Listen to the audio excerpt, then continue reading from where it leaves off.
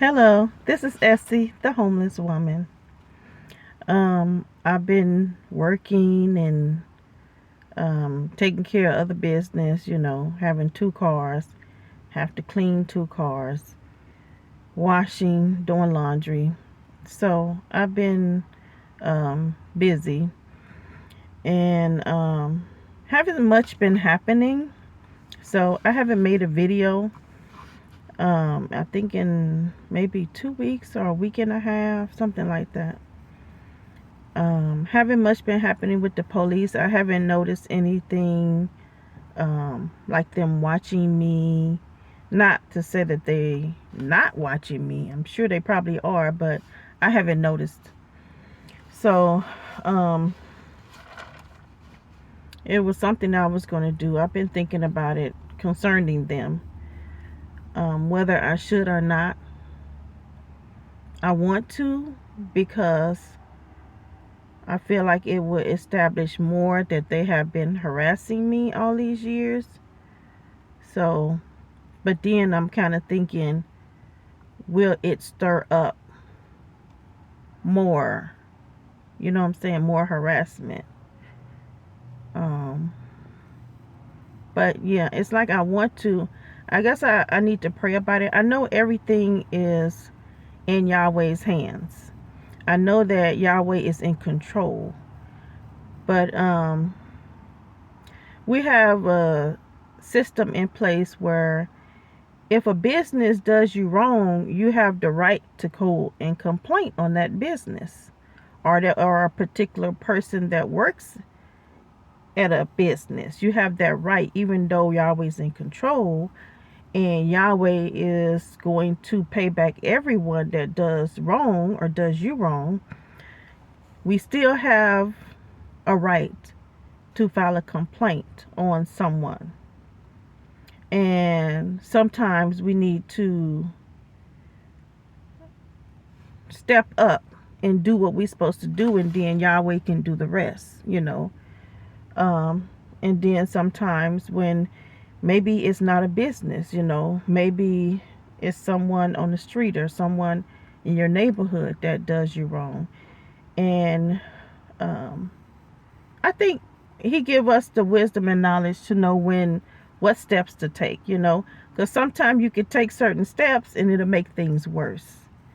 And it depends on the person. And then sometimes you have to just leave it alone and let the Heavenly Father deal with it.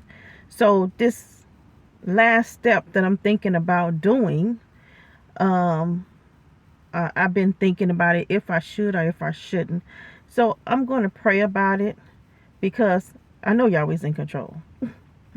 And I know He's going to take care of everything. So I'm not worried about them per se, but it is a process that I have that I can take advantage of. Put it like that. So, but um, yeah. So I'm just gonna think about it some more and pray about it. But I know that um, Yahweh's in control. So, but like I say, I don't know if He wants me to do this step or not. So that's what I need to find out. Um,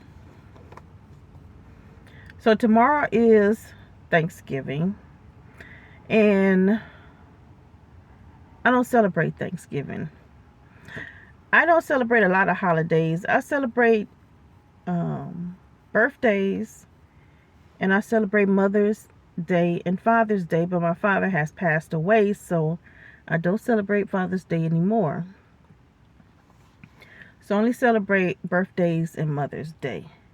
Now I used to when I learned about the true gospel is when I stopped celebrating Christmas, Easter.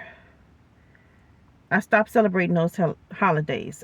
I don't celebrate. I never celebrated Columbus Day, but I know I found out a lot of bad things about him. But in the city that I live in, they don't observe Columbus Day, which I'm glad. But So I think that was it. Like when I found out the true gospel, I stopped celebrating Christmas and Easter. But I think I celebrated like all the other holidays. And then when I found out some things about Thanksgiving, I was like, oh, hell no. So I stopped celebrating Thanksgiving. Um, During the first stages of me being homeless, like the first several years, I wasn't working. I spent a lot of time at the library. I spent a lot of time on Facebook. I read a lot of things. I found out about Abraham Lincoln. I found out Abraham Lincoln was a black man, not a white man, like they have made him out to be now. And I tell people, when Michael Jackson, because Michael Jackson's supposed to be known as the best singer of all times, right? When Michael Jackson, when we all pass away, that know that Michael Jackson is a black man, when we all pass away, they're gonna say that Michael Jackson was a white man. They are. When all of us pass away, that nobody remembers that Michael Jackson was a black man when he was brown skinned. They're going to say that he was a black man. When he died, he looked like a white man. And this is what I think they're going to do. They're going to be saying he's a white man. He was the best singer of all times. He's a white man. So I know that Abraham Lincoln was a black man. And they have passed him off to be a white man. I know that I learned so much. Oh my goodness. The first several presidents of the United States were black men. Several presidents. The first several were black men, not white. Like, I don't even know how many of them were black. I heard that the first presidents they only served, I believe, a 1-year term, if I'm not mistaken. It wasn't 4 years. But it was several of them that were black before a white president even took office. What does that tell you? It's confirmation to me that we were here first. That we were already here. We didn't get, the European people did not come here and then have us shipped from Africa over here on slave ships, which they never showed proof of that. By no pictures, no videos that they seen us getting off a slave ship, right? But there's pictures and videos to prove that Caucasian people got off ships on this land. So if there were, so you listen to this. How does this sound? White people come off slave ships. No, white people come here on ships, then request us from Africa on slave ships to come here, and then make us presidents for several years before they make their own self president. Do that make sense? No. So they had to hide all of that. They had to hide the fact that there were several black presidents before there were even one white president.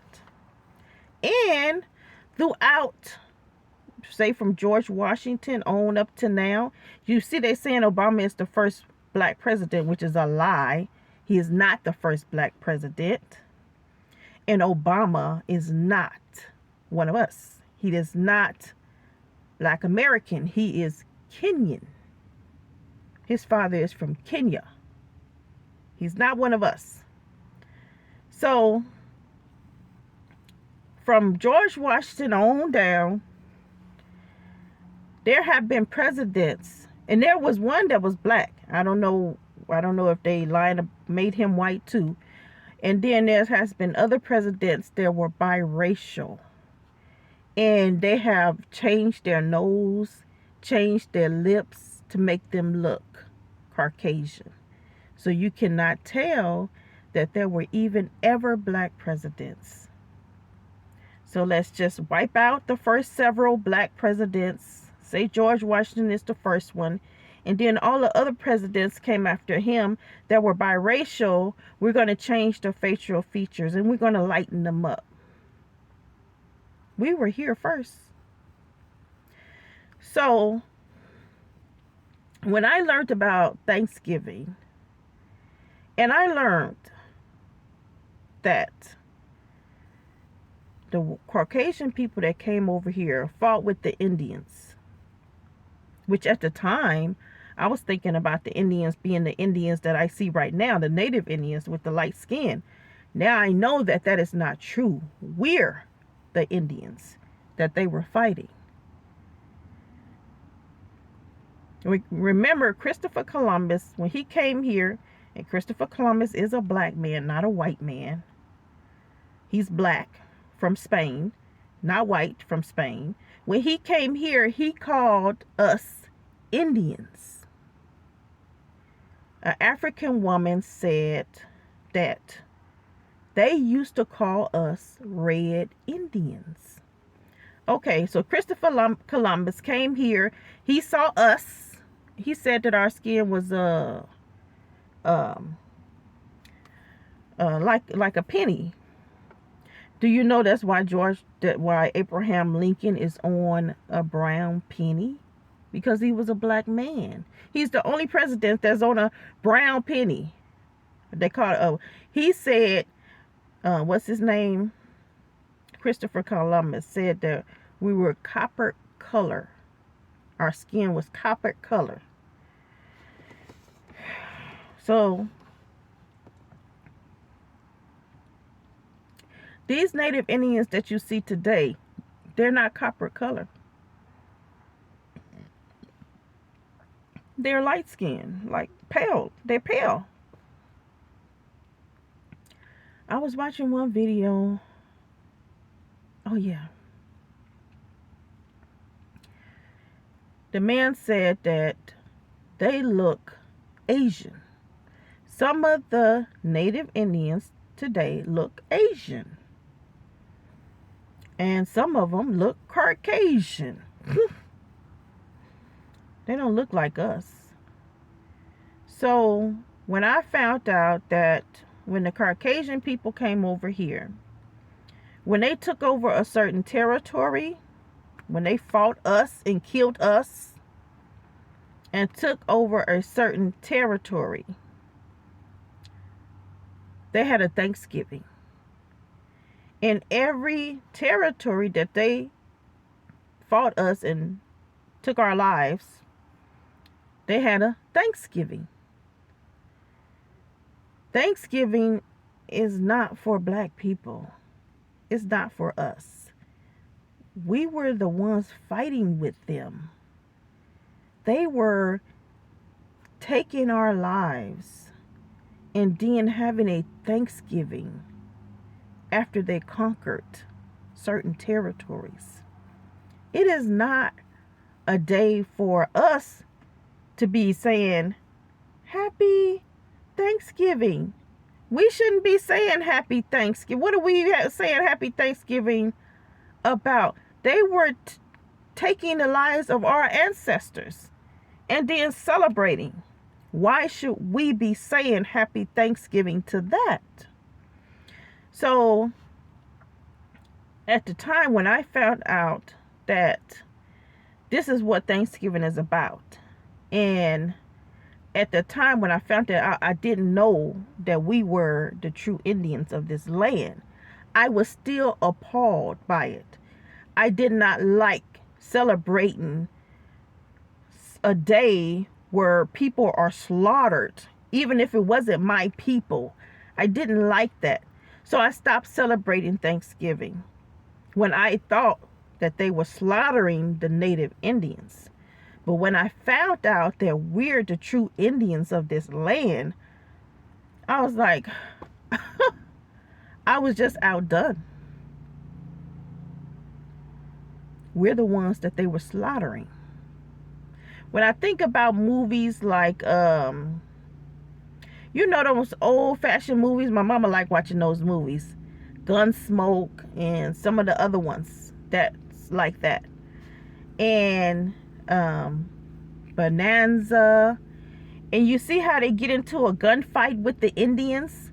The Indians be on the horses and they be in the mountains and they be shooting at them and stuff. I be thinking to myself, that was us. That wasn't them, that was us. That they were fighting with. Think about it. Why are there so much enmity between blacks and whites to this day? Why? Why do they keep us at the bottom of the success pole? Why? Because they don't want us to come back up top. They trying to keep us down. Whenever there's a successful person, like black people, the black people that are successful and they're celebrities, they want to be in control of those black people because they don't want those black people going and lifting up other black people and making other black people successful. They don't want that because we just might come back up and take it all over again. So they got to keep us down so we don't rise back up and take our land back. That's why it is the way it is. That's why it's so many black men in prison. They want to make sure we don't get back up and take what's ours that they have stolen. You know, it makes me so mad because I have learned so much throughout the years in finding out that all through the years, okay, not just when Caucasian people came over here and stole land and all that, but all through the years, even in the 1900s, black people have been getting their land stolen from them, getting ran off. Black people having to leave at night with whatever they could carry with them, have to leave their land, their property, and then the state comes and just sell it off for a little bit of nothing to Caucasian people. And this has happened so much to black people. You know, black people are established in one place and now they done run everybody out the way and they done built a dam. Now the whole town is covered with water. It's a lake there. Over and over and over and over again. This is what they have done to black people. And just recently, I was watching something. And it was in the Atlanta airport. And it was another airport. I can't think of where it was. If you carry a large sum of money with you, they're taking it. They have taken like 9,000, all kinds of amounts of money. Because when you go through that thing, that's how they find out that you got this money with you. So they let you go through, but before you get on the plane, somebody's going to approach you. And they're going to ask you, do you have drugs or anything on you? Do you have money on you? And if you tell them you have money, they're going to come back up here and they're going to take the money from them. They're going to put it up in a Ziploc bag. Okay, you can go now. You'll never see that money again. They have done this to black people. Sometimes I think, don't other races look at us and say, wow, they have been through so much. I'm not going to do this to them. And there may be a few. But no, they don't. We still get treated that way by any race, really. So when you carry large sums of money with you to the airport, just don't do it because they're going to take it. If they find out you got it, they're going to take it from you. This is our America. America government still stealing from black people. No, we're not getting any passes. If you're traveling, I'm like, what? How are we any different from Mexico? How? How is America any different from Mexico? Oh, we may be good at covering things up. That's how. But if you're traveling, you got large sums of money on you, what they do is they pull you over. We stopping you for following too closely. That's one of the lines they use, following too closely. Then they ask you, do you have this? Do you have that in the car? Don't you tell them. Don't tell them you got it. Just say, I don't answer questions. I don't answer questions. Because if you tell them you got money in the car, you ain't going to have it no more. They're going to take it from you. And they say that they spend thousands of dollars trying to get the money back in court. Thousands. To get a lawyer and get your money back. This is what the police do. They take people's hard-earned money. One black man, he had $40-some thousand. I think he was buying a truck. I don't know. It didn't say if he was buying a big rig or just a regular truck. He had $40-some thousand. And he was traveling to another state to get the truck. The police pulled him over. I don't know if it was a highway patrol, whatever it was. Pulled him over. Asked him, because he was following too closely. Asked him, did he have money? He said, yeah. Told him he got $42,000. He took it from him. He never got it back. So, when I think about that, how black people are done and how black people are done, been done for years. And I'm homeless now. And because I'm homeless, you tell me you don't want me in this city. You don't want me here. You don't want me there. Because I'm homeless. Well, if you hadn't been stealing so much land from black people, maybe I wouldn't be homeless. Maybe a lot of black people wouldn't be homeless if the land of our ancestors wasn't stolen from us. A lot of black people wouldn't be homeless. So you created the problem. And then when you see a lot of homeless black people, then you say, pull yourself up by your bootstraps. Go get a job. Go get this. Go get that. And then black people do. And then you turn around and steal their money. Anyway, so I don't celebrate Thanksgiving. It ain't nothing to be celebrated. If I'm going to celebrate Thanksgiving, I celebrate to my Heavenly Father, Yahweh. Every day is a Thanksgiving. Every day. Because I'm breathing. I'm alive. I'm well. So every day is a Thanksgiving to my Heavenly Father, Yahweh.